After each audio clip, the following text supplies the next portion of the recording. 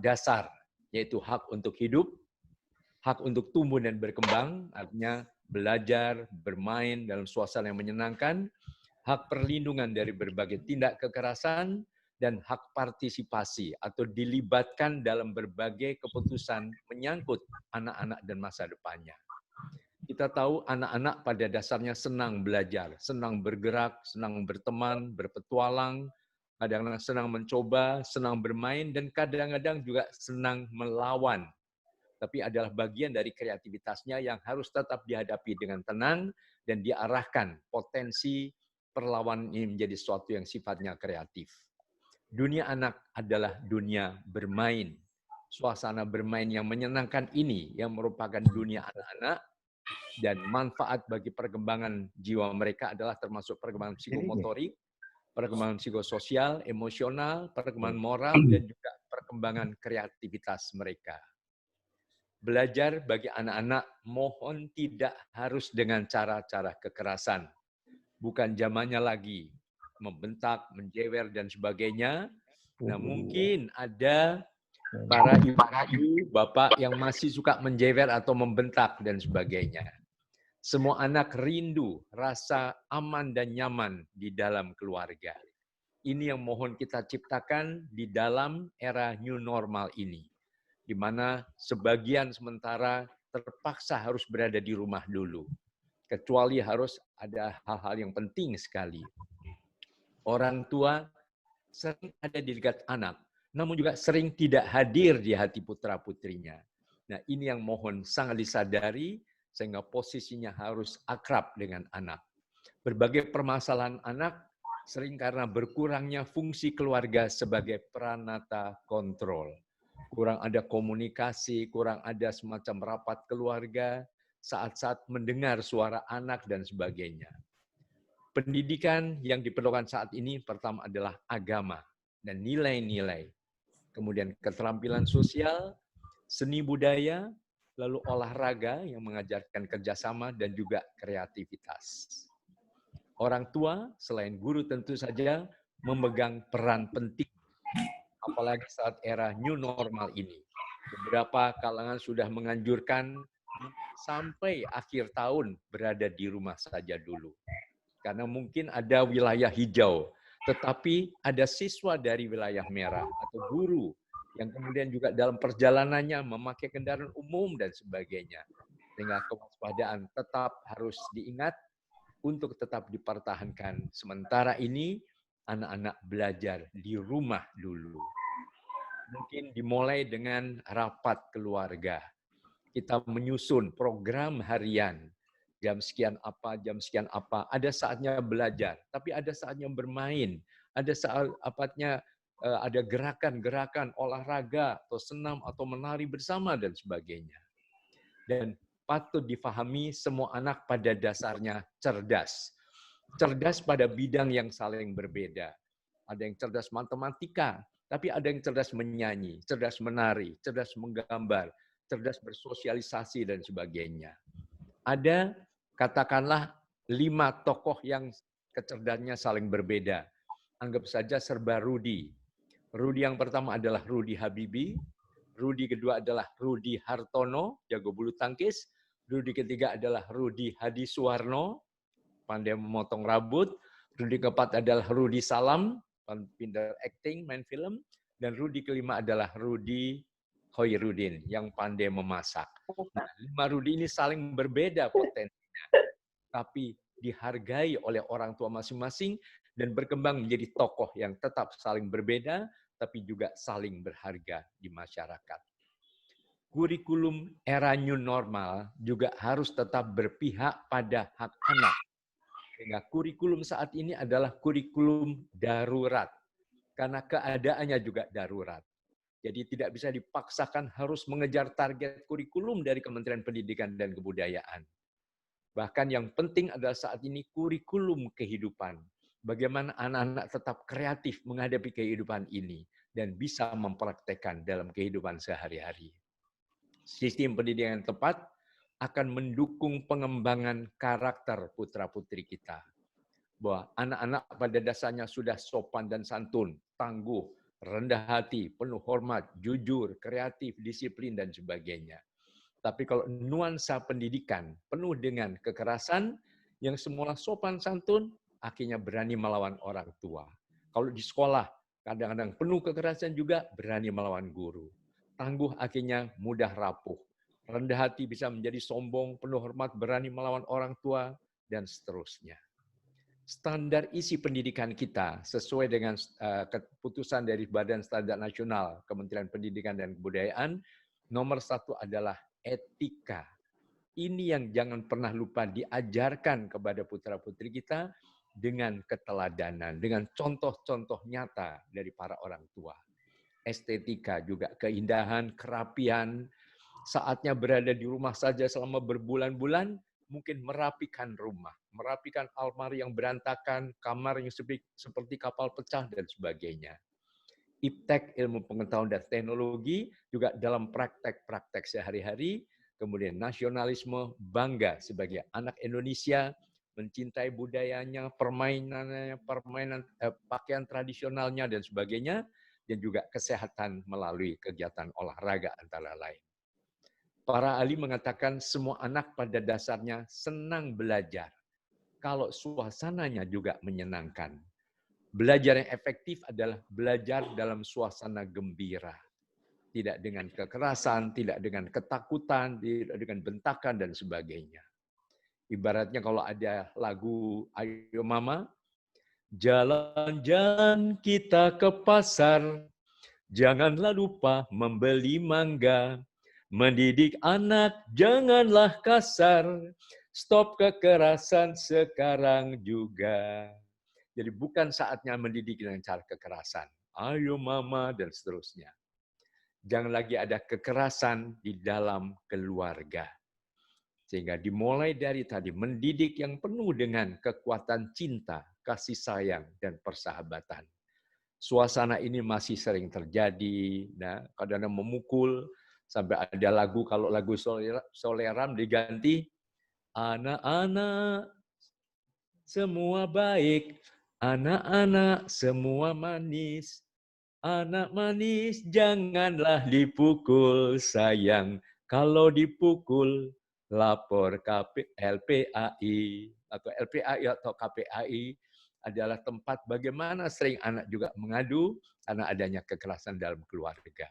Nah, kadang-kadang kekerasan tidak kepada anak, tapi kadang-kadang benturan antara ayah dan bunda. Kadang-kadang ribut di depan anak dan sebagainya, sehingga para ayah dan bunda, para papa dan mama, mohon kemesraan ini janganlah cepat berlalu. Kata-kata gue sayang deh sama lo, atau I love you honey, dan sebagainya perlu terus dikumandangkan. Kembangkan juga kebiasaan senyum. Kita sadar senyuman akan merangsang berbagai hormon. Hormon endorfin, nyaman, serotonin, bahagia, hormon dopamin, rasa senang, dan sebagainya. Jadi masak, walaupun nggak ada cabai, sementara pakai merica juga sudah pedas. Ikannya gosong. Alhamdulillah lebih enak ikannya gosong. Mencuci baju nggak ada deterjen, sementara pakai garam juga bisa bersih.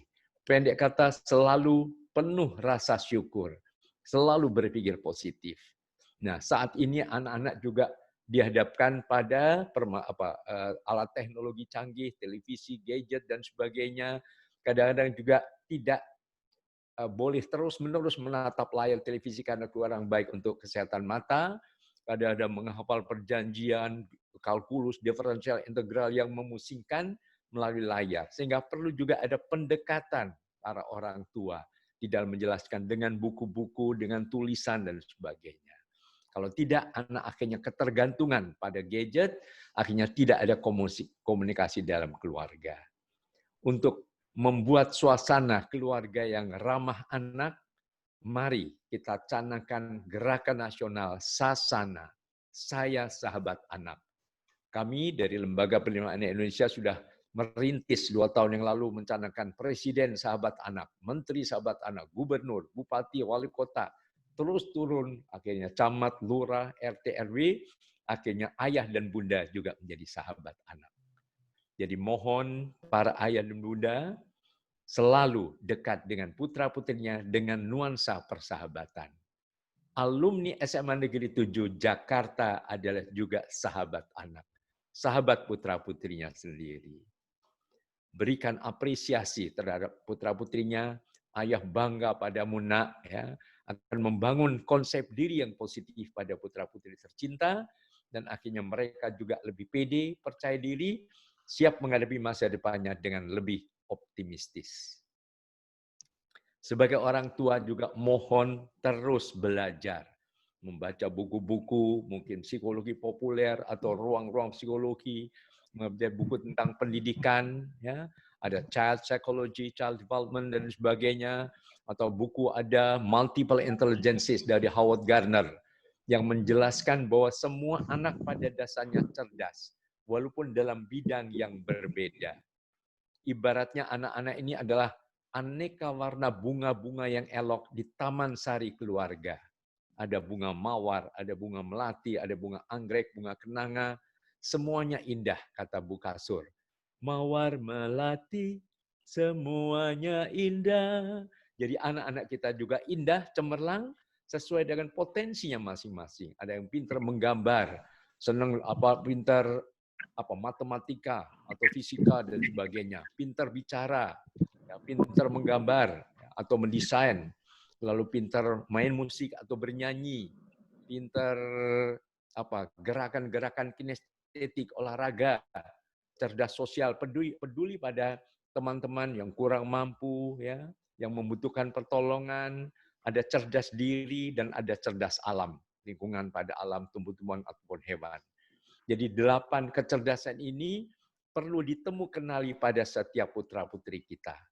Sehingga semuanya tentu unggul di bidangnya masing-masing.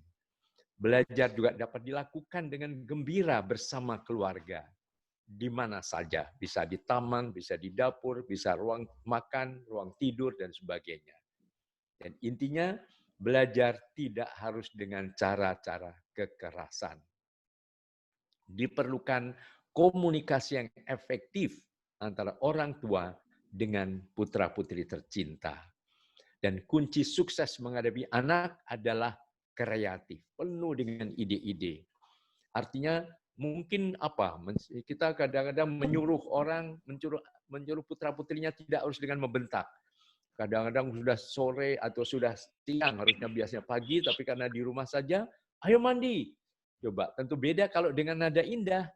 Ayo kita mandi dengan sabun wangi, badan sehat dan berseri, mandi sendiri. Nah, suasananya akan lebih ramah anak. Misalnya supaya berinternet sehat, ya kita bikin lagu aja. Misalnya berinternet, yuk berinternet, cara baru untuk belajar.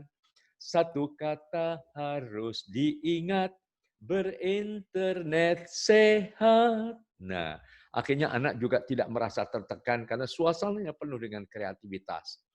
Belajar bermain bersama. Ayo kita bermain bersama dengan ayah, bunda, dan adik-adik. Jangan hanya main gadget saja, tidak baik untuk kesehatan. Artinya baik kesehatan mata terus menotop gadget atau kurang bergerak. Nah, dengan cara-cara yang kreatif, anak-anak juga akan lebih mudah mengikuti anjuran-anjuran kita. Kita adalah ayah dan bunda profesional. Kita tulis di ruang kerja atau di buku harian, aku seorang bunda profesional, selalu aktif belajar. Bagi anak-anak, belajar akan efektif kalau ada dipadukan antara amusement, hiburan, antara games, permainan-permainan, warna-warni, lingkungan warna-warni, dengan lukisan warna-warni, benda-benda warna-warni, ada bunga dan sebagainya. Selalu berpikir positif, badan segar karena kita juga aktif bergerak, dan otomatis emosi juga akan sehat. Artinya marahnya tidak harus dengan meledak, tapi dengan mengungkapkan perkataan yang penuh mesra. Sayang, ayah marah.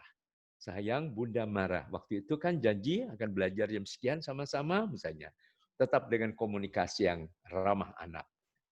Jurus jitu menghadapi anak adalah komitmen kuat bahwa ini adalah kewajiban kita sebagai orang tua dan hak anak untuk dibimbing dengan cara yang ramah anak. Kompak dengan mitra. Mitra adalah juga antara ayah dan bunda, mungkin dengan asisten rumah tangga, mungkin juga dengan para guru di sekolah. Sehingga guru selalu komunikasi dengan komite sekolah atau POMG dan sebagainya. Peduli pada hak anak, bahwa anak berhak untuk belajar dalam suasana gembira, kita terus belajar dan senantiasa kreatif. Alternatif saat ini adalah adanya sekolah rumah atau populer dengan homeschooling. Definisi homeschooling adalah proses layanan pendidikan yang secara sadar, teratur, dan terarah dilakukan oleh orang tua atau keluarga di rumah dan tempat-tempat lain. Artinya kalau sekarang era new normal, mungkin sekali-sekali juga datang ke sekolah secara bergilir karena tempat terbatas misalnya, dalam suasana gembira, agar potensi unik setiap anak dapat berkembang secara optimal.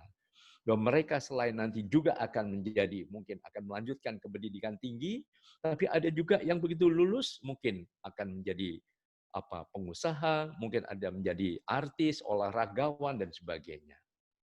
Pendekatan yang dilakukan adalah pendekatan proses. Artinya proses menguasai mata pelajaran dengan cara-cara learning how to learn, dan pembelajarannya lebih pada student-centered learning, berpusat pada anak. Sehingga anak lebih kreatif di dalam mencari materi-materi pembelajaran. Juga pembelajaran transformasi, siswa mampu mengubah dirinya sendiri tanpa harus dipaksa. Siswa adalah subjek yang aktif, dan guru dalam hal ini adalah orang tua lebih sebagai fasilitator dan motivator. Ini orang tua di sini. Undang-undangnya, kalau kita baca Undang-Undang Sistem Pendidikan Nasional, Undang-Undang Nomor 20 Tahun 2003 tentang Sidiknas, definisi pendidikan adalah usaha sadar dan terencana untuk mewujudkan suasana belajar dan proses pembelajaran agar peserta didik secara aktif mengembangkan potensi dirinya. Jadi bukan sekedar menjejalkan beragam ilmu kepada anak, sehingga anak menjadi objek, tapi sebagai subjek yang justru potensinya, apakah ibarat tadi aneka warna bunga, dia akan merekam menjadi bunga mawar, atau bunga melati, atau bunga anggrek, bunga kenanga, dan sebagainya. Itu makna dari education atau pendidikan. Juga pasal dari undang-undang itu, ada pendidikan informal dan non-formal. Nah, informal dan non-formal adalah suasana yang sekolah rumah, yang sekarang ini sudah mulai semakin populer, dimulai sejak kira-kira 13 tahun yang lalu di Indonesia. Nah, belajar yang penuh keramah tamahan antara ayah dengan putra-putrinya, bunda dengan putra-putrinya, dan sebagainya. Belajar dengan gembira di taman keluarga, suasananya pendekatan individual dan menyenangkan, bisa lebih kreatif, jauh dari pergaulan negatif, dan sebagainya. Mungkin juga potensi anak olahraga bersama, ya, dengan berbagai teknologi canggih dan sebagainya. Dan pendidik profesional adalah juga siap menjadi semacam artis serba bisa. Artinya ya kadang-kadang menjelaskan materi juga tidak harus dengan kaku, kadang-kadang sebagai penyanyi supaya mudah menghafal apa itu protozoa, porifera, kuelintera. Mungkin ciptakan dengan lagu-lagu baru sendiri. Kalau tidak, mungkin mengambil salah satu lagu yang ada saja, misalnya lagu Bintang Kecil, tapi isi dengan materi pelajaran. Protozoa, hewan bersel satu. Bersel satu. Porifera, hewan yang berpori. Kuilintera apa? Kuilintera, hewan yang berongga. Kalau cacing, bahasa Latinnya apa? Cacing itu, ya vermes lah namanya. Akhirnya anak juga senang belajar dengan gembira. Kalau orang tua kreatif, anak-anak juga akan kreatif.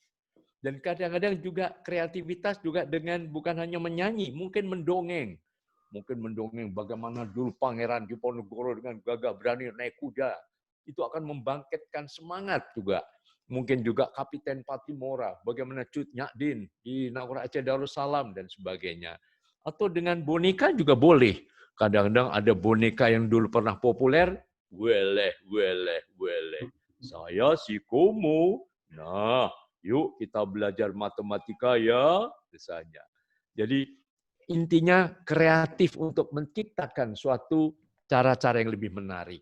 Mungkin untuk menjelaskan apa mengenai magnet misalnya. Wah, mungkin dengan permainan sulap. Nah, sekarang ayah mau main sulap. Ini ada kotak pot kosong. Nah, sekarang pot ini harus ditanam dengan aneka warna bunga-bunga. Tapi supaya cepat saja, bunganya pakai simsalabim. 1, 2, 3, simsalabim. Abracadabra. Wow, aneka warna bunga-bunga indah. Nah, ini juga untuk belajar bahasa Inggris. What is the color of this flower? Oh, this is red. What is the color of this one? Yellow. And this one? Oh, this one is orange. Dan sebagainya.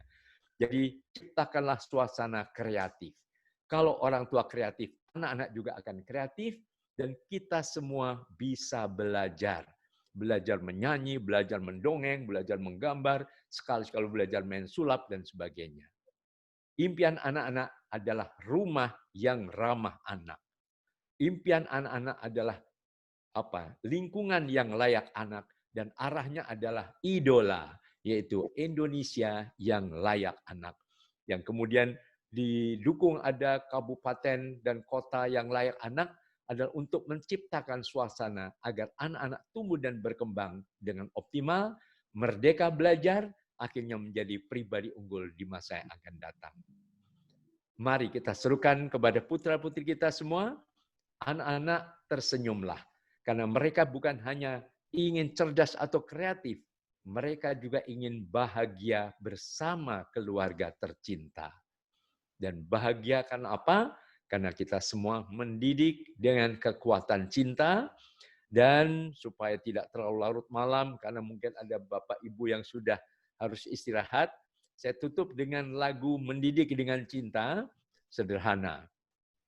Semua anak merindukan kasih sayang kita, mari terus mendidiknya penuh senyuman. Jangan lagi memakai cara penuh kekerasan, mari mendidik anak dengan kekuatan cinta. Mari mendidik anak dengan CINTA. Mari kita terus mendidik dengan kekuatan cinta. Terima kasih. Wabillahi taufiq wal hidayah. Wassalamualaikum warahmatullahi wabarakatuh. Waalaikumsalam warahmatullahi wabarakatuh. Waalaikumsalam warahmatullahi wabarakatuh. Bagus sekali ya teman-teman. Terima kasih Kak Seto, terima kasih. Terima kasih. Maaf, biasanya mendongeng untuk anak-anak, dongeng Pak, untuk mantan. Kak Seto. Untuk mantan. Kayaknya nginget lagi nih suasana dulu nih kayaknya. Apalagi kalau ada si Komo kan. Mau lewat nih, macet nih. Dongengin loh, kita tuh perlu didongengin. Terima kasih. Iya, mungkin kalau ada pertanyaan-pertanyaan, monggo silakan. Mungkin teman-teman kalau ada yang ingin bertanya, dipersilakan. Kayaknya waktunya juga masih ada ya. Masih santai. Bertanya untuk 5 pertanyaan. Silakan kalau ada yang mau bertanya, mungkin siapa? Pak Jafir atau siapa ini? Boleh. Ya, boleh. Oh sorry, sebentar. Saya juga Pak Kaseto, ini kebetulan ada teman kita yang datangnya dan mendengar webinar ini dari Tokyo, namanya Rahmi Sita. Wow. New York. Jangan lupa oleh-oleh loh. Kurang jauh. Nah ini jauh Kasih sekali. COVID, ayo Sid, kasih COVID Sid. Ini Sita, mungkin Sita kali yang mau bertanya kali ya, kita kasih Sita duluan kali dari New York, dari yang jauh. Boleh. Kalau ngomong. Silakan Sita kalau maunya. Ya. Mau tanya dong, Assalamualaikum Kak Seto. Assalamualaikum warahmatullahi wabarakatuh. Kak Seto, kebenaran nih kalau dari teman-teman saya semua nih, kan anak-anak saya yang masih kecil-kecil nih kayaknya nih, Oh, yang Bang Ayub, masih Bang di Ayub. bawah. Iya, jadi masih memang perlu nih pas kayaknya kalau saya nih dibimbing sama Pak Kaseto. Ya, mau tanya dong, kalau misalnya nih anak Yuk, sekarang gambarnya nggak kan, ada. Tapi Jangan videonya gambarnya munculin ada. dong, Om Ayub. Ya. Videonya Ya. munculin. Iya lo yuk, lu hidden Gitu dong. hidden Biar problem lo yuk. kelihatan yang masih punya anak kecil kayak apa sih? Kayak anak kecil juga. Soalnya nggak mau Kayak anak kecil juga. Nah, gitu Ah, ini Kaseto ini namanya Ayub. Ya, mau tanya dong Kaseto. Jadi gini, anak sekarang nih sibuk nih sama apa namanya, sama gadget-gadgetnya. Dilarang juga susah. Terus kalau kita misalnya kita minta tolong sesuatu lah, terus mereka tetap sibuk sendiri, itu gimana tuh? Kita kan nggak boleh pakai kekerasan nih Kaseto. Anaknya Berapa, Mas Ayub? Anak 3. Yang pertama baru lulus SMA nih, baru tadi UTBK nih Kaseto. Baru seneng dia selesai UTBK. Oh. Yang kedua naik kelas 3. Yang ketiga baru naik kelas 5 SD. lu bapaknya tukang Iya, berantem mohon Kaseto. tunjuknya Kaseto. Iya, nggak apa-apa kok. Saya waktu SMA juga tukang berantem dulu. Kaseto udah paham karena Ya, bapaknya belajar nggak dari berantem. Devi. Dan Siapa? aku pengen nanya anak saya berapa, Kak Seto? Biar dapat bocoran dari Devi. Ayub anaknya 3 dari istri ke berapa? Ampun. Tetap 1 dong. Jangan dibuka di sini, bahaya nih. Ayub, ini Ya, Kaseto. putra-putrinya akan kelas 5 Putri paling semua, putri kecil, semua, Kaseto. lulus kelas 3 ya. Putri semua. Ya, pada dasarnya putri sudah semua. remaja dan juga pra-remaja. Ya, remaja. Menghadapi anak demikian memang tidak harus dengan cara kekerasan, tapi tadi lebih penting sebagai sahabat. Bahkan sekitar 25 tahun yang lalu saya sudah mencanangkan suatu kegiatan sahabat remaja. Karena remaja ingin diperlakukan sebagai teman, bukan sebagai anak buah yang main instruksi, komando, perintah dan sebagainya. Jadi biasakanlah ada semacam sidang umum MPR, Majelis Permusyawaratan Rumah begitu. Ada rapat keluarga. Mulai dengan meminta pendapat para remaja. Misalnya, nah sayang, ayah mau tanya, apa menurut kalian yang salah atau yang kurang dari ayah? Coba, ayah mau catat begitu. Jadi dengan memberikan keteladanan bahwa sebagai orang tua pun kita manusia biasa yang juga bisa atau penuh dengan kekurangan. Dengan masukan ini tentu akan banyak diubah cara-cara yang keliru selama ini. Jadi misalnya, oh ya aku mau ngomong ya, ayah itu kok sibuk terus di luar, sering lupa kepada anak-anak di rumah misalnya, kurang ada komunikasi. Nah, kita berani ubah. Nah, kalau bunda gimana bunda, apa yang kurang? Aku seneng bunda sering di rumah, tapi tolong kalau ngomel jangan kayak radio rusak dong. Gitu. Jadi dicatat gitu. Anak akan melihat, loh ayah bundanya saja cukup rendah hati, mau dikritik, mau mendengar suara. Akhirnya mereka juga akan meniru apa yang diteladankan oleh orang tua. Sehingga kritiknya juga tidak langsung, tapi sebagai bahan diskusi. Ya, dengan cara demikian kita akan lebih lebih kompak menjadi super team karena merasa sangat dihargai. Karena setiap anak di seluruh dunia ingin dihargai oleh orang tuanya. Jadi zaman sekarang ibaratnya orang tua zaman now harus bisa sesuai dengan zamannya lagi. Zaman kita dulu kecil mungkin biasa dibentak, diperintah dan sebagainya. Tapi sekarang generasi sekarang sudah bukan generasi milenial ya, generasi alfa bahkan mungkin ya. Jadi tentu kebutuhan dan caranya juga berbeda karena komunikasi mereka sudah jauh lebih luas, lebih mengglobal ya, dengan masukan-masukan dari media sosial dan sebagainya. Jadi yang dibutuhkan adalah tadi nilai-nilai persahabatan. Apalagi pada saat remaja sudah mulai meninggalkan masa anak. Masa anak dalam psikologi adalah sekitar sampai 11-12 tahun begitu. Jadi mungkin demikian Mas Ayub dalam menghadapi putra-putrinya remaja, tetaplah memosisikan sebagai sahabat bagi anak-anak tercinta, dan semua didiskusikan dengan cara yang lebih lebih demokratis istilahnya. Dengan demikian anak-anak juga akan lebih terbuka dan juga akan lebih kreatif perkembangan jiwanya nanti. Demikian sementara yang bisa saya sampaikan sebagai jawaban. Makasih Kak Seto. Ya, sama-sama. Ya, mungkin penjelasannya. Sita, teman kita dari New York, yang akan bertanya Kak Seto, saya persilakan Sita. Audionya Tolong nyalain. di mute radionya, suaranya di Iya, jangan sebut-sebut New York nih. New York malu nih. Paling banyak COVID. bandel ya, bandel. Negaranya bandel. Iya. Orangnya juga bandel. Assalamualaikum warahmatullahi wabarakatuh, Kak Seto. Waalaikumsalam warahmatullahi wabarakatuh. Semua senang banget nih ada acara kayak begini nih, positif banget. Ini acara yang saya tunggu-tunggu sejak saya SD, Pak Kak Seto. Ya. Susah banget kan zaman kecil dulu ketemu sama Kak Seto, baru sekarang baru ketangkep. Makasih ya Devi ya. Dulu kita gangguin ngapel waktu itu sama Ayub. Iya, enggak, saya mau tanya kan Kak Seto nih pakarnya ini ya, pakarnya homeschooling ya. Homeschooling itu misalnya kalau misalnya homeschooling diajarkan sama orang tua sama guru-guru tuh bedanya apa sih ya? Terus gimana cara pembayarannya apa segala macem gitu loh. Kalau homeschooling itu belum ada bayangan. Karena kita kan biasa sekolah kita pilih negeri atau swasta gitu. Itu aja, terima kasih. Iya, baik Ibu Rahmi Sita, terima kasih untuk pertanyaannya. Ya, intinya pendidikan itu ada 3 jalur. Ada jalur formal, ada jalur non-formal, dan informal.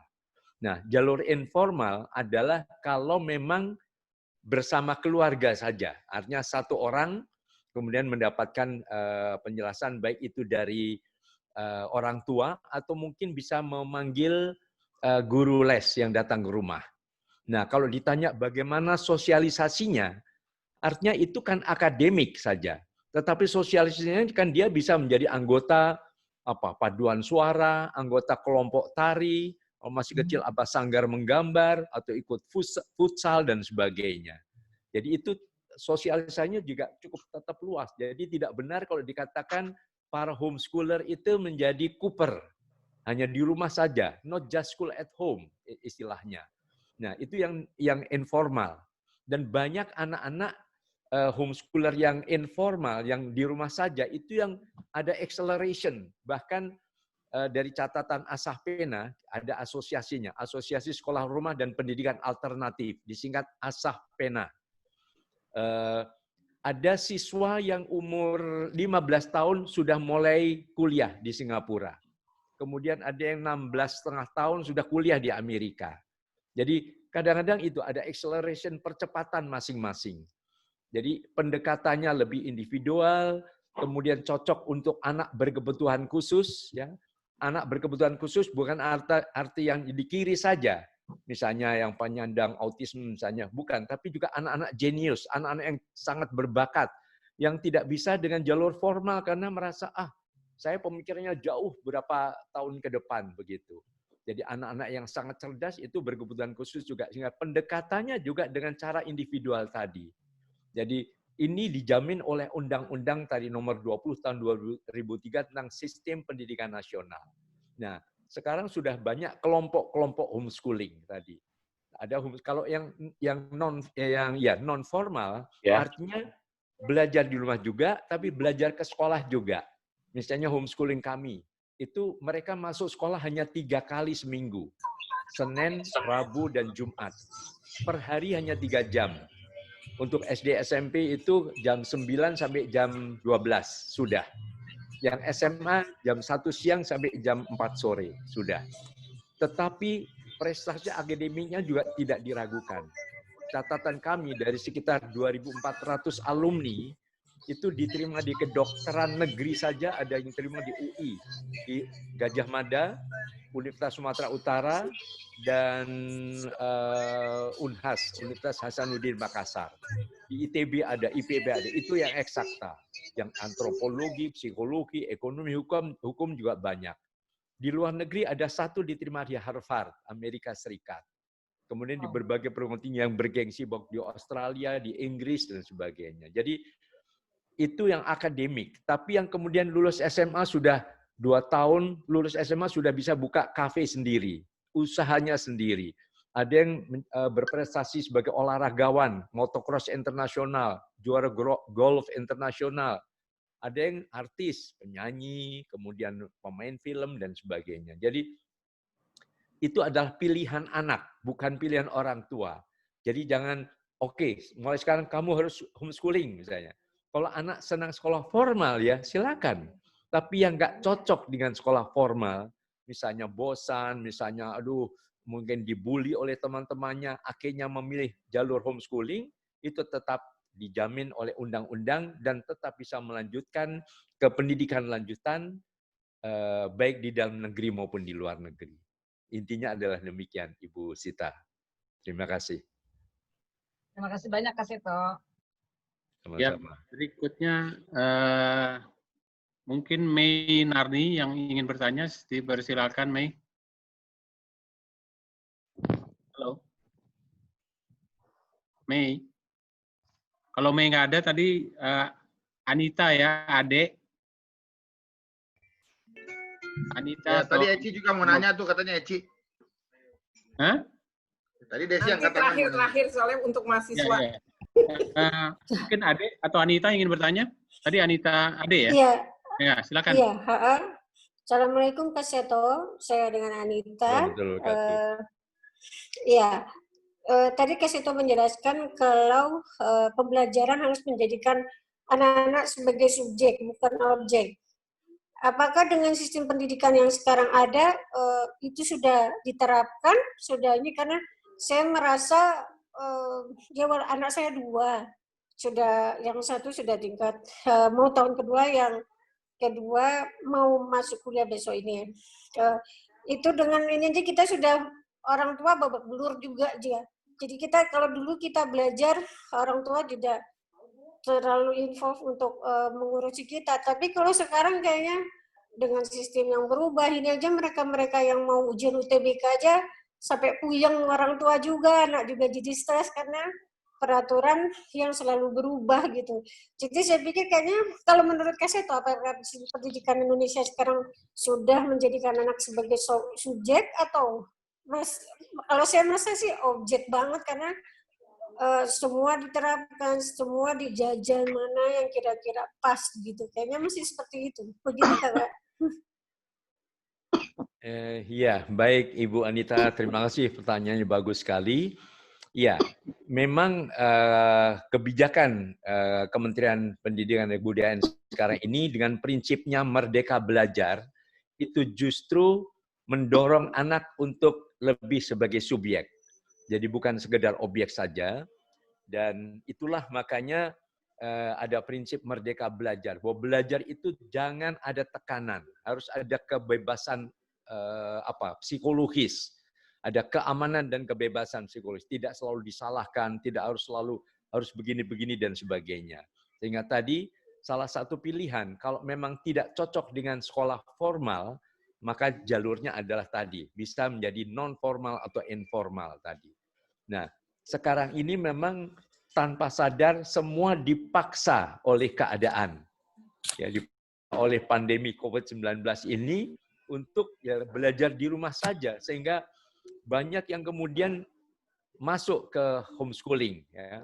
Sampai kami juga kewalahan homeschooling kami menerima limpahan murid. Ya. Karena bahkan perguruan tinggi pun sudah mewanti-wanti harus segera dipersiapkan kuliah dengan sistem daring. Ya.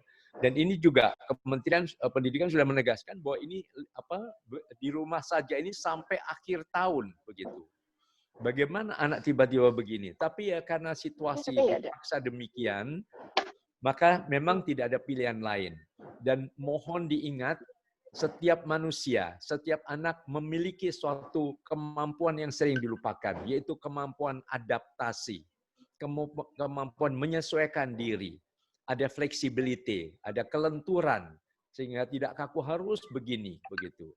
Dan sekarang ya akhirnya memang masa depan ini karena kemajuan teknologi dan sebagainya, ya harus siap dengan perubahan zaman ini.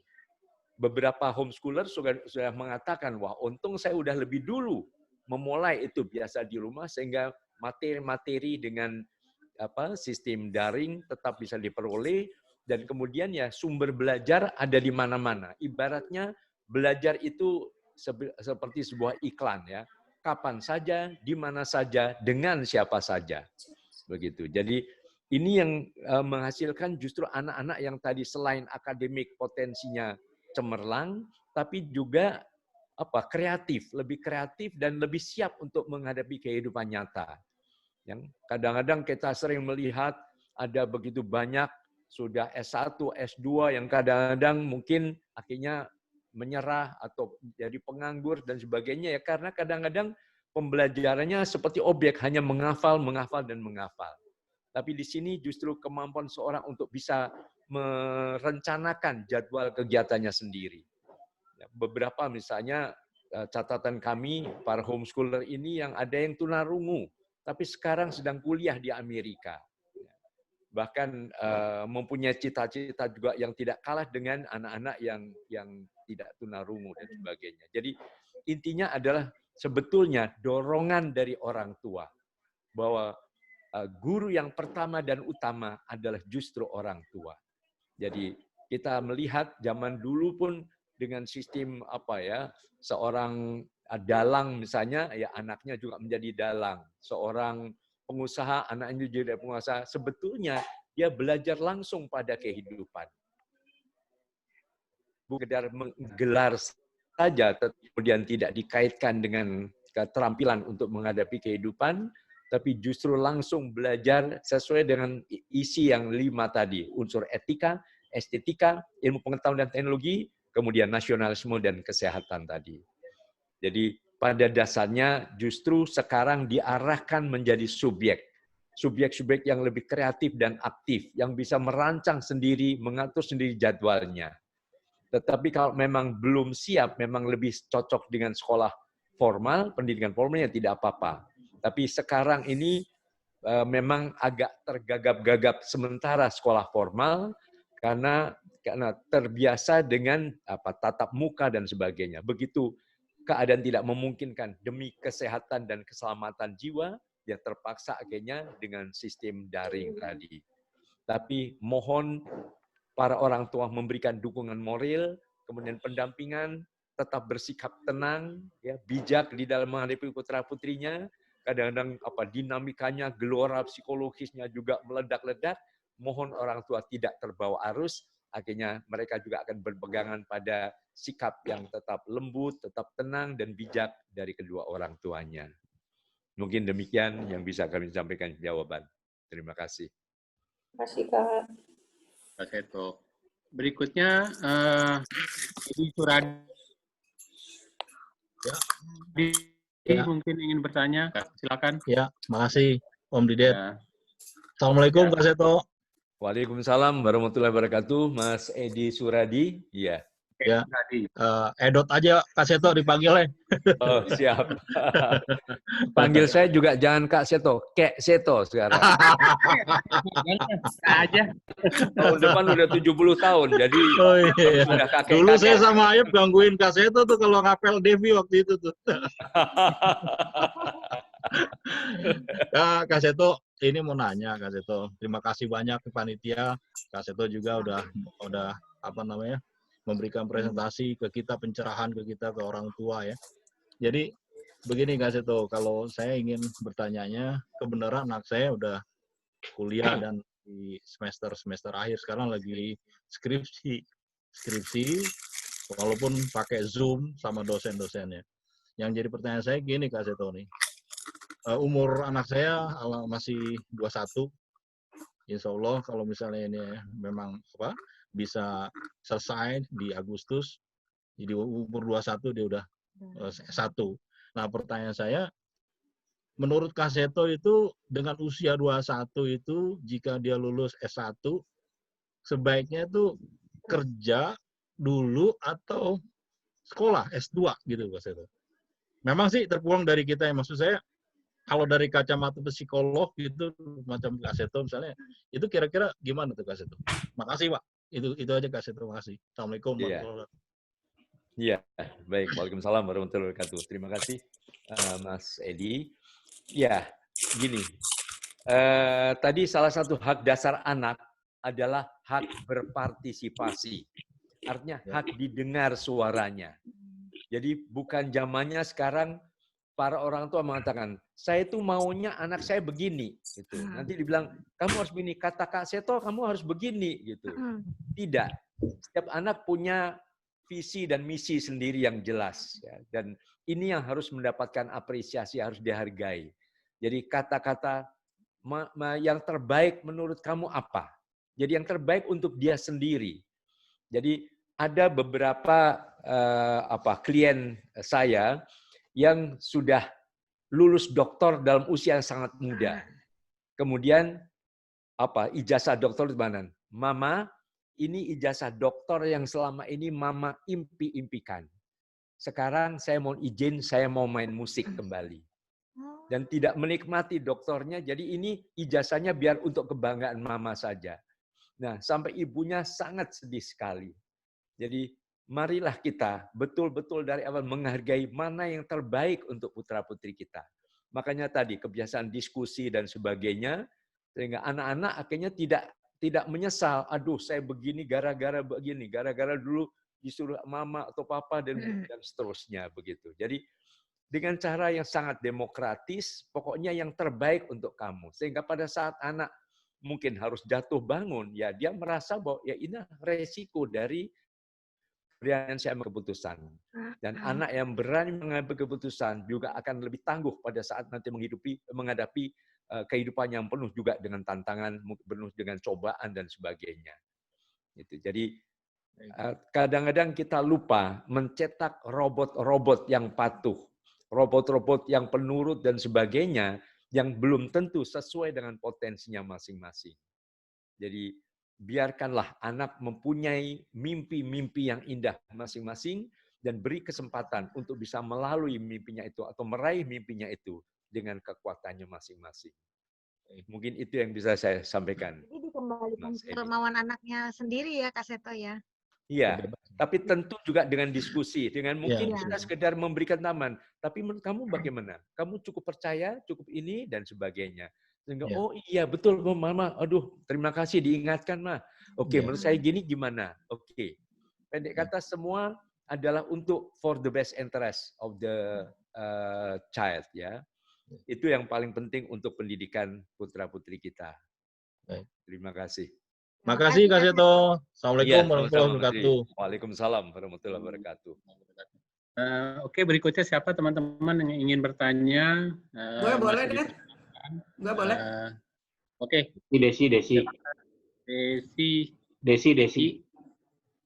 Eci ya. Oke, Eci. Eci. Oke, assalamualaikum warahmatullahi wabarakatuh, Kak Seto. Selamat malam. Salam warahmatullahi wabarakatuh. Nah, senang sekali nih. Biasa cuma lihat di TV nih. Sekarang ada di hadapan saya langsung. Senang sekali bisa hadir di sini ya. Walaupun saya pribadi memang anak sudah pada besar gitu ya, tetapi karena saya memang pekerjaan sebagai dosen nih, gitu kan. Dosen ini memang sekarang sedang masa-masanya fenomena seperti ini itu dipaksa untuk bisa berubah begitu ya, seperti tadi daring dan lain sebagainya. Sebetulnya yang saya ingin tanyakan sebetulnya adalah lebih kepada fenomena ya. Fenomena saat ini tuh untuk anak-anak sampai dengan remaja atau sampai dengan mahasiswa gitu. Saat ini itu dengan perkembangan literasi teknologi gitu ya, itu kan sebetulnya perkembangan kecepatan informasi dan teknologi itu sudah tidak sama dengan kecepatan para pendidik biasanya ya, gitu ya. Nah ini ada gap yang cukup besar dan kadangkala kami juga akan kesulitan untuk bisa menghandle mahasiswa, khususnya kalau saya bicara mahasiswa, untuk bisa tetap konsisten terhadap mimpi atau cita-citanya. Nah ini kita berusaha untuk terus menjaga semangat mereka, tapi terkadang dengan kemajuan-kemajuan teknologi saat ini juga sulit untuk bisa terlibat langsung begitu Kak Seto. Maksudnya di sini begini, ada kalanya kondisi di rumah dengan kondisi di sekolah atau di kampus itu berbeda. Si anak di rumah dan si anak di sekolah itu berbeda, gitu ya. Di kampus atau di sekolah mereka bisa menghabiskan waktu sampai dengan 6 jam misalnya. Begitu sampai di rumah, kita tidak bisa ikut terlibat terlalu jauh juga. Tetapi ini yang sebetulnya menjadi kendala. Bagaimana sih sebetulnya kami ini kan sama-sama nih, kita sama-sama pendidik yang berharap bahwa mereka itu bisa menjadi generasi muda yang memiliki kemampuan yang luar biasa begitu ya. Jadi bagaimana nih sebetulnya nih kami yang memang pendidik dengan kecepatan segala macam dan kejadian COVID seperti ini gitu, kita tidak bisa lagi menghandle mereka. Akhirnya kuliah daring itu mereka bisa lakukan ya dengan seala kadarnya gitu. Walaupun kami di bidang arsitektur, mereka harusnya kan terus membuat progres dari tugas maupun perkuliahan mereka, tapi mereka seperti flat aja. Sementara kita tidak bisa kemudian dikatakan mereka tidak lulus gitu. Nah, bagaimana sih Kak Seto? Kita nih butuh motivasi, butuh kekuatan. Bagaimana caranya kita bisa tetap menjaga mimpi dan juga cita-cita mereka gitu, supaya kita bisa antarkan mereka gitu. Mungkin itu Kak Seto. Iya, baik. Terima kasih Ibu Desi. Ya, tadi mungkin sudah disampaikan juga bahwa pendidik itu fungsinya fasilitator. Jadi mereka juga bukan learning what to learn, tapi learning how to learn. Mereka menemukan sendiri cara belajarnya, tetapi dengan dipompa motivasinya, diingatkan akan sasarannya, goalnya, maka itu yang paling penting. Bahwa dia mendapatkan bahan segala macam, ini kan sekarang sudah sangat terbuka luas. Bahkan kadang-kadang guru atau dosen memiliki keterbatasan. Tidak semuanya mampu. Tetapi anak dengan sumber belajarnya ada di mana-mana, itu pengalamannya akan banyak lebih luas begitu. Betul. Jadi itu yang paling penting, bahwa kita sekedar memfasilitasi saja materi-materi yang bisa dipelajari sendiri, kemudian terus memotivasi. Jadi kita jaga semangatnya agar tetap berada di relnya untuk menuju ke sasaran mimpi-mimpi mereka. Kemudian juga ada perencanaan, tapi juga ada action, dan kemudian juga ada evaluasi. Nah, proses itu yang terus-menerus diulang, itu akan terus mempertahankan mimpi-mimpi mereka. Mereka akan konsisten dan setia pada goalnya. Tetapi kadang-kadang kita lupa untuk mengevaluasi. Kita lupa untuk kontrol, ya, memantau semuanya itu. Jadi itu yang paling penting, baik itu sebagai dosen atau sebagai orang tua, dengan cara terus memantau perkembangannya, mengingatkan ya, agar pada jalurnya tidak menyimpang, tidak keluar dari jalur dan sebagainya, itu adalah cara yang paling perlu diperhatikan oleh kita para pendidik. Baik itu kepada putra-putri kita sendiri maupun juga kepada para mahasiswa. Jadi saya pun di dalam dialog dengan para mahasiswa itu juga selalu menekankan pada perannya. Jadi bukan sekedar memberikan masukan sebanyak-banyaknya agar anak hafal, tidak justru. Tapi ibaratnya bukan sekedar memberikan ikannya, tapi memberikan kailnya, pancingnya. Sehingga dia bisa menggali, mendapatkan materi yang lebih banyak dengan pancing itu, mendapatkan ikan yang lebih banyak. Jadi ini yang sekarang diperlukan bagi para pendidik ataupun para orang tua di zaman milenial ini ya, menghadapi ini, karena tanpa kita sadari kita tidak akan mampu memberikan materi sebanyak itu. Tapi biarkanlah anak mencari sesuai dengan kebutuhannya masing-masing. Tapi kita memberikan pos-posnya bahwa apa yang bisa dijadikan fasilitas untuk bisa mendapatkan ilmu tadi secara lebih luas lagi. Mungkin itu yang bisa saya berikan sebagai jawaban. Iya. Terima kasih. Terima kasih Kak Seto. Kalau boleh satu lagi nih Kak Seto, kalau boleh ya, mungkin waktunya masih ada. Satu lagi. Monggo. Saya juga menemukan satu fenomena begini. Secara psikologis Kak Seto, anak-anak ini secara psikologis ini saya itu seringkali melihat beberapa sikap maupun apa ya, sikap ya sebetulnya lebih kepada sikap mereka itu seperti tidak stabil gitu. Nah, psikologisnya ini juga menurut saya sepertinya ada pengaruh dari rumah maupun dari lingkungan di luar di kampus gitu ya. Nah, sampai kecenderungannya ada yang, mohon maaf, ada yang bipolar dan lain sebagainya. Itu sebetulnya fenomena itu bagaimana sih sekarang perkembangannya dengan penyakit psikologis di kalangan anak-anak sampai remaja itu seperti apa sih Kak Seto? Iya, memang maaf ya kalau saya katakan sistem pendidikan kita saat ini kadang-kadang cenderung mematikan kreativitas. Kadang-kadang kita mimpi punya anak-anak penurut. Nah, zaman sekarang itu bukan itu. Mari kita mimpi punya anak-anak yang mandiri dan bisa bekerja sama.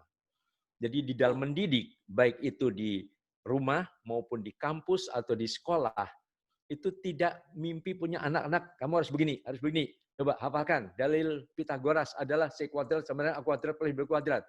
Ada segala macam, Archimedes adalah begini. Tidak begitu, tetapi itu tadi menunjukkan adanya kerjasama. Kadang-kadang misalnya dari mulai kecil, anak-anak kan selalu harus begini dan sebagainya. Tapi misalnya harus tidur siang. Pokoknya mama bilang kamu harus tidur siang, titik. Nah mungkin anak nggak mau tidur siang. Aku nggak tidur siang mama, tapi nanti malam aku tidur lebih awal misalnya. Oke, boleh. Jadi dilihat bahwa tidurnya itu katakan 8 jam, 9 jam. Atur sendirilah misalnya begitu. Nah di dalam suasana yang penuh dengan tekanan, baik kadang-kadang di rumah, itu akhirnya menciptakan anak-anak yang kemudian terjadi kebingungan.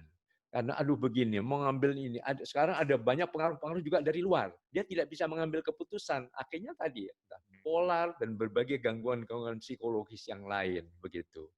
Jadi jadikanlah anak-anak ini sebagai subjek yang mandiri, tapi dengan bekerja sama, keterampilan bekerja sama, dia akhirnya juga mendapatkan masukan yang sesuai dengan kepribadiannya, dan ini menjadi pegangan dia yang memang paling cocok untuk dia seperti ini misalnya. Dan kadang-kadang kita juga nggak bisa lupa setiap anak juga berbeda. Jangan dibilang ini pabriknya sama, kamu harus juga sama. Tidak. Bahkan anak kembar identik pun bisa berbeda.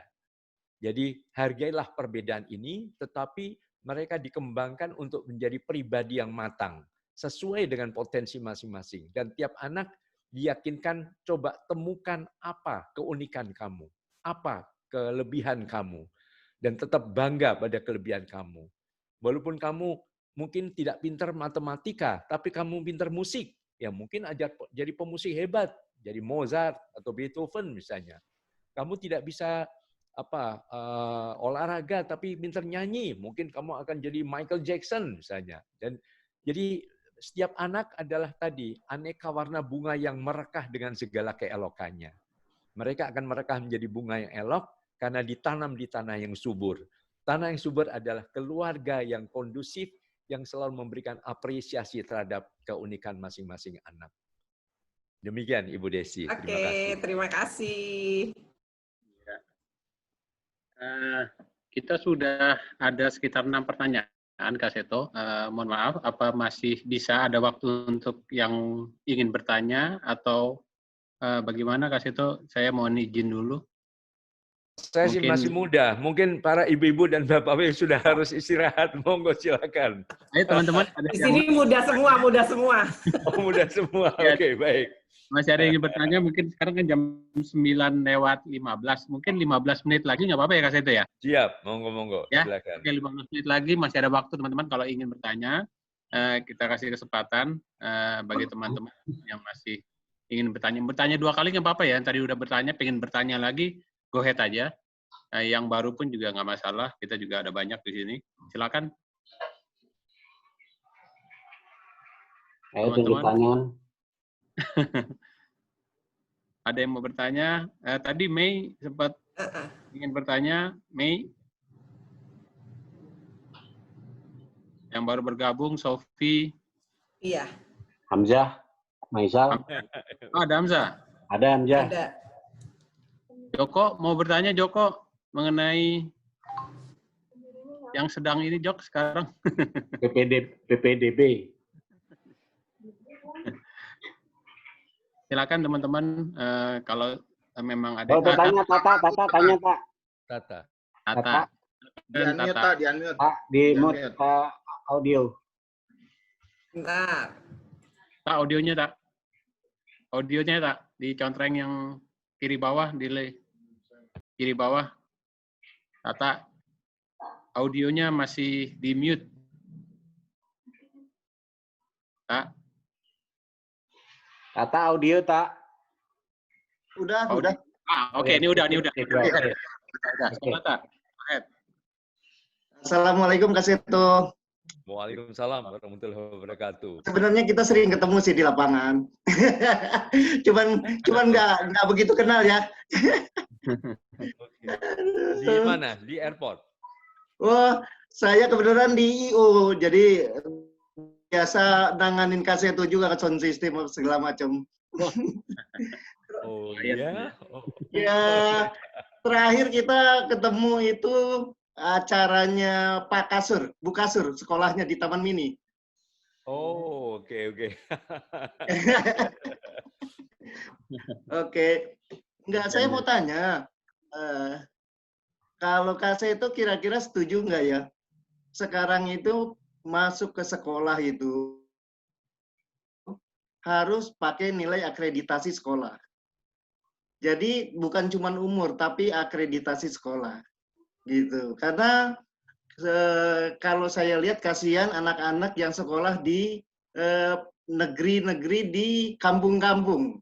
Yang sekolahnya itu kan akreditasinya rendah sekali.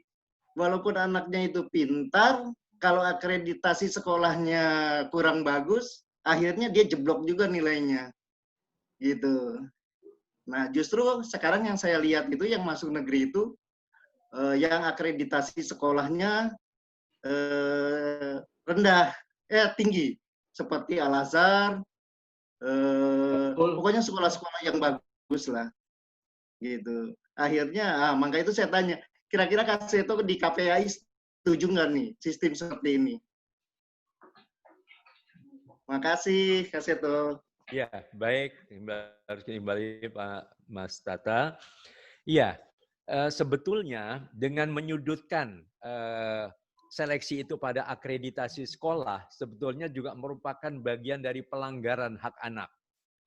Artinya, dasarnya anak ini unggul, tapi hanya karena berlatar belakang pada sekolah yang akreditasinya kurang baik, maka ikut terseret sehingga seolah-olah potensinya menjadi direndahkan.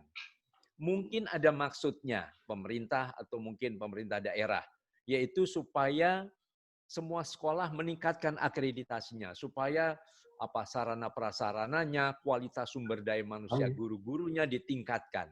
Tetapi ini kan untuk jangka panjang, itu bisa demikian dengan cara lain, tapi tidak mengorbankan hak anak.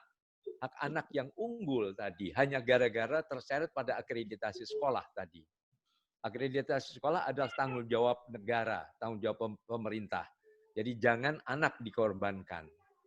Jadi kami memang sudah mengadakan dialog baik dengan pemerintah daerah, ya, DKI Jakarta dan beberapa provinsi, dan kemudian juga dari Direktur Jenderal Pendidikan Dasar dan Menengah, PAUD Dikmas, PAUD Dikdasmen, ya, pendidikan anak usia dini dan pendidikan dasar dan menengah, untuk juga mengontrol hal ini. Juga masalah usia. Memang beberapa mengedepankan usia karena kasihan anak-anak yang usianya lebih lanjut kok nggak dapat kesempatan itu. Nah, kami juga menyarankan justru yang usianya sudah lebih dewasa atau lebih lanjut itu bisa ditempuh jalur perpaduan dengan sistem homeschooling tadi. Kami misalnya membuka, homeschooling kami membuka secara cuma-cuma untuk puluhan anak-anak yang terkendala keuangan gara-gara COVID-19 ini. Yang mungkin ada orang tuanya di PHK dan sebagainya. Nah, mereka masuknya hanya hari Sabtu dan Minggu.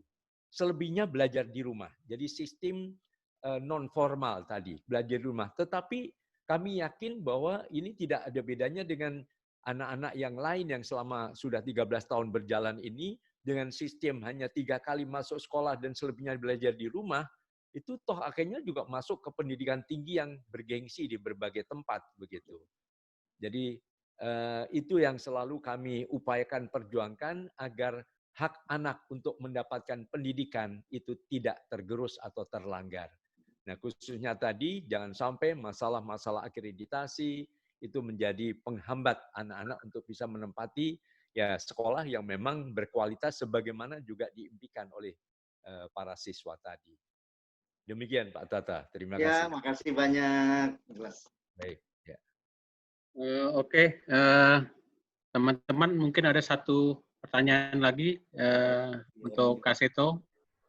Kira-kira siapa yang ingin melontarkan pertanyaan? Jabir tuh, Jabir. Jabir, siapa? Nih Nani nggak jadi nanya. Ini siapa? Jabir. Nata, ada Jabir. Irafdi. Terus Jabir nanya. Ardi. Siapa mau nanya? Jawas mau nanya. Jabir. Dr. Dani juga di sini. Bir. Kofi juga. Ini mau nanya nanti ini pasti nanti ya mengenai cucu nih kalau nanya ini bukan lagi tentang anak. Iya, Pak Jabir udah banyak cucunya nih kasih itu. Oke, silakan Bir. Oke, bismillah. Ya, assalamualaikum warahmatullahi wabarakatuh. Kak Seto, terima kasih waktunya. Ya, sekarang kan dengan perkembangan sekarang, sebenarnya gadget itu bukan lagi hanya untuk anak-anak ya. Dari bayi aja sekarang sudah mulai banyak yang tertarik dengan, karena dulu kita kan kurang banyak media seperti itu. Adanya TV juga kadang-kadang dulu waktu masih kecil masih hitam putih, apalagi waktu saat bayi. Nah sekarang bayi-bayi sekarang sudah dengar banyak, bahkan melihat orang tuanya main gadget, segala macam gitu. Nah, orang kan bilang ketika itu menjadi sesuatu yang dilihat secara berkali-kali, itu menjadi kebiasaan tertanam pada alam bawah sadar, dan tanpa sadar dia tumbuh dengan sebuah kebiasaan yang sama seperti itu. Like mother, like son gitu ya. Apalagi ibunya yang memang kayak begitu misalnya. Nah, bagaimana cara untuk coba memutus rantai kebiasaan yang kurang baik ini ketika dampaknya kepada bayi. Kita belum bisa lihat sekarang dampaknya, tapi bahwa bayi itu sudah mulai interest ngelihat handphone, bayi itu kelihatannya sudah tidak lagi hobi ngelihat mainan-mainan dan gigitan-gigitan yang biasa ada dibeli itu, sudah interestnya lebih banyak kepada handphone. Ini kan sebenarnya sudah mulai mencurigakan dan mengkhawatirkan, Kak Seto. Ada triknya nggak kira-kira seperti apa gitu? Ya, terima kasih. Iya, memang dalam ilmu psikologi dikenal masa-masa kritis ya. Masa kritis itu memang 3 tahun pertama yang paling utama. Dan kemudian berikutnya 5 tahun pertama. Nah itu ibaratnya begini, seperti lilin. Nah lilin ini 3 menit pertama dibentuk itu sudah lebih lentur, lebih mudah. Mungkinnya dibentuk menjadi buah apel begitu. Nah makin lama makin mengeras kan. 5 menit pertama makin keras. Nah, selebihnya kalau tiba-tiba mau berubah, ya mungkin akan retak karena sudah mengeras begitu. Nah, sama juga kemampuan otak yang menyerap pengalaman-pengalaman pertama itu akan menjadi ibaratnya suatu gedung adalah menjadi fondasinya yang kokoh. Jadi harus hati-hati dalam melakukan pembentukan pada masa-masa 3 tahun pertama dan kemudian sampai 5 tahun berikutnya. Jadi dalam hal ini mohon ada keseimbangan bahwa anak mengenal ini bahwa suatu saat nanti dia akan menggunakan alat semacam ini, tetapi juga segera diimbangi dengan apa seperti beberapa tradisional misalnya po ame-ame misalnya atau sambil bernyanyi, sambil menari bersama dan sebagainya, mendongeng dan seterusnya. Jadi kadang-kadang kalau itu terus-menerus diperkenalkan misalnya supaya anak ini nggak nangis, ini kasih handphone. Udah, mama bisa main balas gadget belum selesai, atau Instagram belum dibuat untuk malam ini, dan sebagainya. Ya akhirnya kelekatan makin menguat begitu. Jadi kita juga harus ada contoh bahwa ada saatnya mama juga suka mendongeng dengan buku, Kadang-kadang bayi-bayi kan ada buku dari kain ya, dengan warna-warni dan sebagainya. Jadi ini yang harus dijadikan stimulasi atau perangsang pada tahap-tahap awalnya. Sehingga anak kayaknya juga tahu ada saatnya begini, ada saatnya begitu, dan seterusnya. Ada variasi dalam kegiatannya. Dan tidak ada kelekatan yang berlebihan. Kelekatan yang berlebihan pada gadget, ya akhirnya juga berbahaya, sulit. Tahu-tahu kita marah-marah, ya sudah, akhirnya terjadi konflik terus-menerus antara orang tua dengan anak. Begitu. Jadi berarti memang itu harus dialihkan gitu ya, Kak Seto ya? Kenapa? Iya, berarti harus dialihkan dengan mainan-mainan lain atau variasi-variasi lainnya. Iya, tapi jangan pada enggak boleh. Tapi dia main itu mamanya cepet ngumpet-ngumpet bikin apa gadget dan anak juga lihat ya akhirnya merasa tidak dihormati, tidak konsisten begitu. Oke. Iya, terima kasih Kak Seto. Ya, baik Mas Jabir, terima kasih. Oke, teman-teman, saya rasa ini ada pertanyaan. Ada pertanyaan tuh dari Dani. Oh, Dani. Seto asli Bang. Feedback. Udah dijawab tadi deh melalui chat. Oke, teman-teman,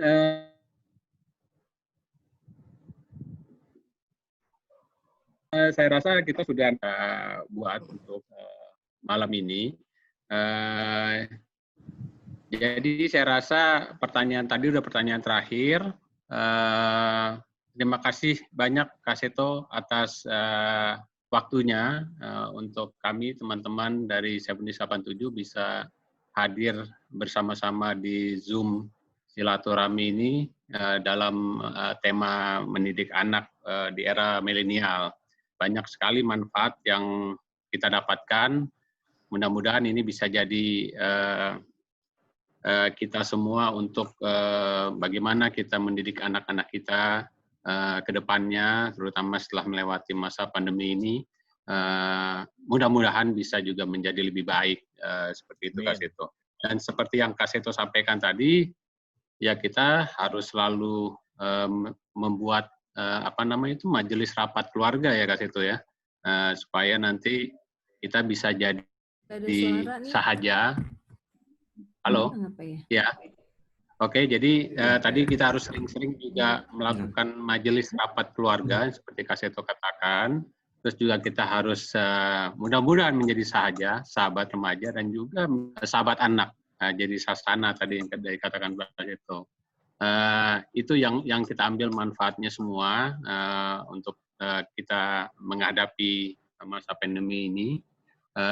Saya rasa hanya itu aja yang bisa saya sampaikan. Kak Seto, terima kasih banyak atas waktu Kak Seto yang bisa hadir di acara ini. Teman-teman 7087, saya mewakili, mungkin masih banyak sebenarnya tadi yang chat di grup yang mungkin mau masuk tapi telat, nggak enak, saya bilang masuk aja, terus habis itu ada yang harus keluar masih di jalan gitu ya.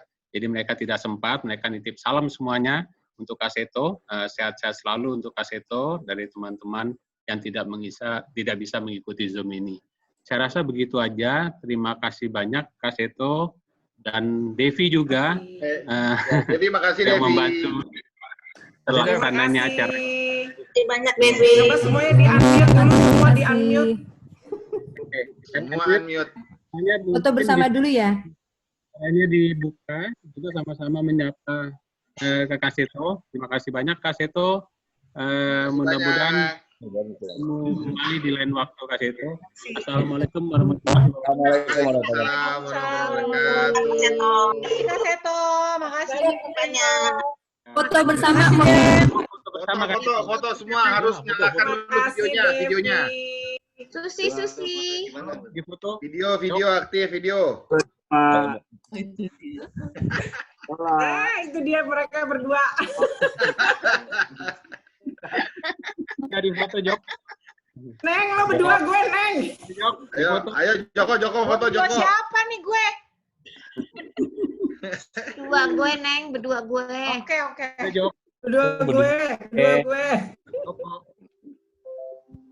Joko. 1, 2. Setuju. Oke. Devinya nggak ada, Devi. Makasih ya. Devinya mana, Devi? Devi berdua. Dia berdua. Udah berdua. Iya, satu Udah lagi. berdua sama Kak Seto udah. Satu lagi buat Kak Seto. Aduh, mau foto. Thanks, berat. Foto dulu. Kak Seto jogetnya keren banget. Iya. Heboh. Masih muda kan? Det, sekarang Oke. mana Lagi videonya, dong, Kak Det? Seto. Next nanti 2 minggu lagi gimana, Det? Agendanya, Det? Kak Seto ya. Bun ya? Ya. Matiin nggak ya? Hamzah baru nongol. Oh, Hamzah ini. Det, 2 minggu lagi gimana agendanya, Det? Ini gimana caranya? Apa tuh yang ngomong? Itu udah Caranya apa? Jadi goyang-goyang gitu. Hamzah, caranya gini, Hamzah. Selesainya. Gempa bumi. Gugur gempa bumi. Neng belum dapat, Neng. Ya. Bagaimana? Hamzah, caranya gimana, Hamzah? Untuk Caranya gimana, Hamzah? untuk acara besok kemungkinan tidak di hari Minggu, tapi kemungkinan di hari Sabtu. Kalau bisa Jadi hari Sabtu kali ya? hari Sabtu. 2 minggu yang Dijadwalin akan untuk datang hari Sabtu gitu maksudnya? ya. Iya, hari setiap Sabtu, Bir. Jangan hari Minggu. Ya, Berarti tanggal 20 berapa tuh? Oh, 20? 20 sih, Bir. 14 hari lagi. Tanggal 19 berarti ya? Tanggal 18. di iklan di. Apa tuh? Kopi. Mantep tuh. Woi. Apaan lagi tuh? Baru tuh ya. Kopi. Kopi apa? Kopi. Kirim. Apa? Hamzah, kirim. Tinggal Kirim, dah. Peserta Zoom dikasih kopi gratis dah. Kirim apa? Daftar. Sate datuk mana nih sate datuk? Coba yang belum dapat angkat tangan. Saya belum dapat. Begini aja gimana? Sekarang karena sudah ada Lola, apa kabar endorse Lola? dari Sate Datuk ya, siapa yang mau order silahkan. Mau dong order, enak banget. Kok Ayo belum? silakan yang mau order. Makan silakan satenya yang mau order. dong. Makan satenya bersama-sama. Udah ada satenya tuh. Yang mau langsung pesen ya ke Hamzah. Siap. Oh, ada nih, Det, mana itunya videonya, Det? Keluarin, Det. Sama Hamzah ya, di endorse ya. Yang kita Video kemarin. apa? Yang kemarin dong. Oh, yang kemarin.